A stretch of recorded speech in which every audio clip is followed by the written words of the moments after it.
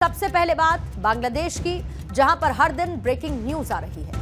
हिंदुओं पर हमले की खबर हाईलाइट हो रही है। बांग्लादेश के कट्टरपंथी जमाती कोहराम मचा रहे हैं, चुन चुनकर हिंदुओं को टारगेट पर ले रहे हैं। बांग्लादेश में हिंदुओं पर बढ़ते अत्याचार का पारा कहां तक जा पहुंचा है? यूनुस सरकार किस तरीके से हिंदुओं पर हो रहे हमलों को रोकने में विफल रही, नाकाम रही? सवाल है कि क्या ये सब कुछ कट्टरपंथी सरकार की शह पर हो रहा है? इधर भारत का हिंदू गुस्से में, संत समाज में आक्रोश है। बांग्लादेश में हिंदुओं के नरसंहार पर अयोध्या में हनुमानगढ़ी के महंत राजू दास जमकर बरसे। महंत राजू दास ने दिल्ली स्थित यूनाइटेड नेशंस के बाहर प्रदर्शन किया। उनके साथ भारी संख्या में साधु संत भी रहे और संयुक्त राष्ट्र के बाहर प्रोटेस्ट करने पहुंचे महंत राजू दास को कड़ी सुरक्षा की वजह से पुलिस ने बाहर रोक दिया और उनसे प्रोटेस्ट को खत्म करने के लिए कहा। बाद में महंत राजू दास को हिरासत में लिया गया। राजू दास ने केंद्र सरकार से हिंदुओं की सुरक्षा की मांग की। 5 सूत्रीय मांगों को लेकर प्रशासन को एक ज्ञापन भी सौंपा। हिंदुस्तान में गिरफ्तारी हुई है, कोई बात नहीं है। दुर्भाग्य है कि बांग्लादेश को लेकर गिरफ्तारी की जा रही है, जहां पर बांग्लादेश की निर्मम हिंदुओं की हत्या हो रही है और संत अगर आवाज उठा रहा है हिंदुओं की रक्षा के लिए, तो भारत में संतों की गिरफ्तारी हो रही है। क्या कोई बातचीत हुई? अंदर आप लोगों ने लेटर दिया? हमने उच्चायोग को लेटर दिया है। हमारी मांग है हिंदुओं की रक्षा हो। दिल्ली से लेकर मुंबई, हरियाणा और असम तक बांग्लादेश में हिंदुओं पर हो रहे हमलों को लेकर नाराजगी है। हिंदू संगठन सड़कों पर उतरकर कट्टरपंथियों के खिलाफ नारेबाजी कर रहे हैं और मोहम्मद यूनुस सरकार को आगाह कर रहे हैं, अगर हिंदुओं पर हमले बंद नहीं हुए तो फिर उन्हें खुद बांग्लादेश की धरती पर उतरना होगा।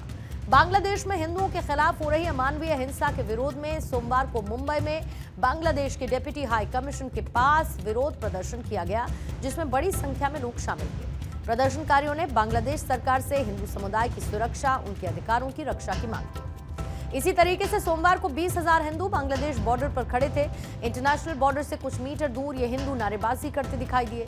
बांग्लादेश में हिंदुओं के साथ जो बर्बरता और उन पर अत्याचार हो रहा है, उसको लेकर एक सुर में हिंदुओं ने आवाज उठाई। कट्टरपंथियों के लिए मन में गुस्सा लिए ये हिंदू अपनी पीड़ा को बयां करते नजर आए। बांग्लादेश अगर समझ गया तो ठीक, वरना बहुत जल्द ये गुबार फटने में देर नहीं लगेगी और भारत का हिंदू एकजुट होगा, जिसे बांग्लादेश में कूच करने से कोई नहीं रोक पाएगा। बांग्लादेश को फाइनल अल्टीमेटम दे दिया गया है।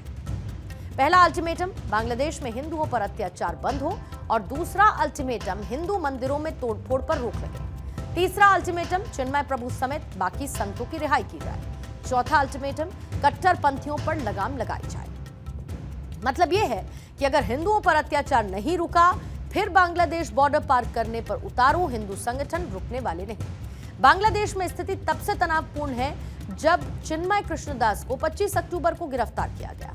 उन पर चटगांव में बांग्लादेश के राष्ट्रीय ध्वज के ऊपर भगवा झंडा फहराने के आरोप में देशद्रोह का आरोप लगाया गया। अब इस्कॉन कोलकाता ने बांग्लादेश में अपने सहयोगियों और अनुयायियों को सलाह दी है कि वो भगवा रंग से बचे, तुलसी की माला को छिपाएं, तिलक को पोंछ दें और अपना सिर ढक लें, ताकि वो पड़ोसी देश में कट्टरपंथियों से बच सके और अपनी रक्षा कर सके।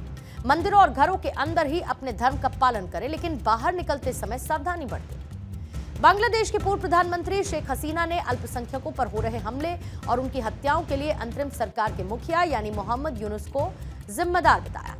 न्यूयॉर्क के एक सेमिनार को वर्चुअली संबोधित करते हुए शेख हसीना ने कहा है कि बांग्लादेश में सामूहिक हत्याओं का जिम्मेदार मुझे बताया जा रहा है, लेकिन हकीकत में मोहम्मद यूनुस इसके जिम्मेदार है। यूनुस सरकार के लोग ही सामूहिक हत्याओं के मास्टरमाइंड हैं, जो छात्र नेताओं के साथ मिले हैं और सामूहिक हत्याएं करवा रहे हैं। बांग्लादेश में टीचर, पुलिस पर हमले हो रहे हैं, वो मारे जा रहे हैं। हिंदू, बौद्ध, ईसाइयों को यानी कि माइनॉरिटीज को टारगेट किया जा रहा है।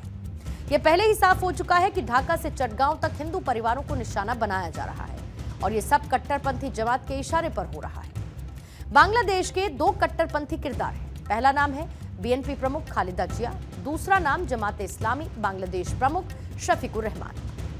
आज जो बांग्लादेश की धरती पर बवाल है, वो भले ही कुछ महीनों पहले जैसे नहीं थे, लेकिन जब से बांग्लादेश में शेख हसीना का तख्ता पलट हुआ, बांग्लादेश की हालत पाकिस्तान से भी बदतर हो चुकी है। मोहम्मद यूनुस सरकार की जो फजीहत हो रही है, उससे बांग्लादेश के रवैये पर सवाल उठेंगे। जरा आप सोचिए, जो आंदोलन छात्रों का था, जो आंदोलन आरक्षण के खिलाफ था, जो पीएम शेख हसीना की विदाई का सबब बना, लेकिन अब यही आंदोलन विरोधी और सियासी रक्तपात में तब्दील हो चुका है। सवाल यह है कि आखिर कब तक बांग्लादेश में हिंदू अनसेफ रहेंगे? हिंदू विरोधी कब तक ये खून खराबा जारी रखेंगे? और अगर ऐसा ही चलता रहा तो बांग्लादेश का पतन भी तय नजर आता है।